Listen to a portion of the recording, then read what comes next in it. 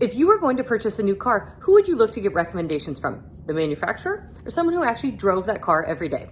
Very clearly, the car owner, right? Because they are the ones with the unbiased experience and they're in a position to speak to the experience because they've done it.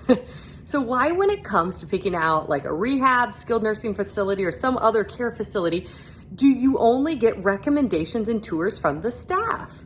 For me, facility tours were a necessary evil. Sure, it was a great way to get to know the place and get a sense of the culture, but it was difficult to always remember everything you were being told is just dripping with a hidden sales agenda. Plus, it's always difficult to kind of understand what's a need to know versus what's a nice to know. So that's why it's helpful to have a checklist to help pick a care facility that fits you. So here are my tips based on my own real life personal experiences.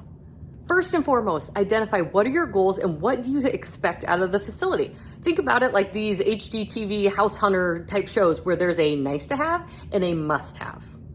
Second, do your research and figure out what is publicly available. Start with the facility. What do they have out there publicly about their facility? So whether that be a website or a brochure, what's their mission, their vision, who are their leaders, how long have they been there, who are their providers, and what kind of areas do they specialize in?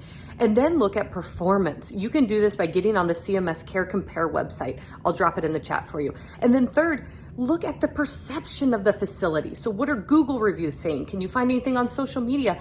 Ask in your network, your friends, and your community to say, what are people's perceptions of this facility and does it align with my goals?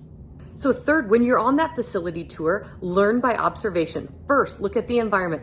Do the staff take pride in their environment? So as you look around, is it organized? Is it cleanly? Is there any like safety risks?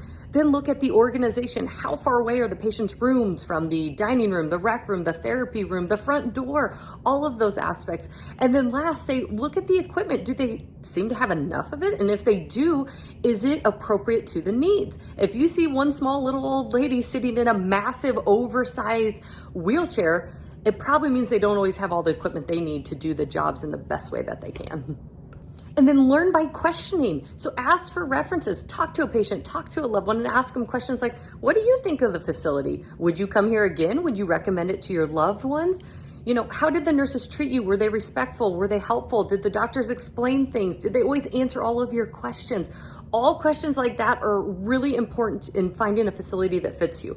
Sure, the temperature of the rooms and the food, that's important too, but we're talking about the essential need to know to help make a decision. And hey, when you're doing interviews, don't forget to talk to the staff. Talk to those nurses, aides, therapists, physicians, even leadership, and ask questions like, hey, what do you enjoy about working here? Would you send your loved one here? Why should we come here? What's different about this facility than the one right down the way? What things are you proud of to work on here? Like what things are limiting you from higher performance? What improvement initiatives are you doing? What are you doing for patient safety?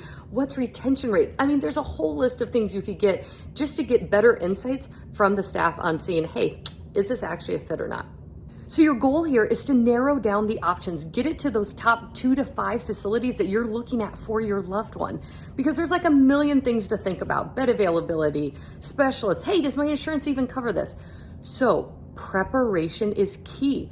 So focus on the things that you need to know so that you can make an informed and confident decision.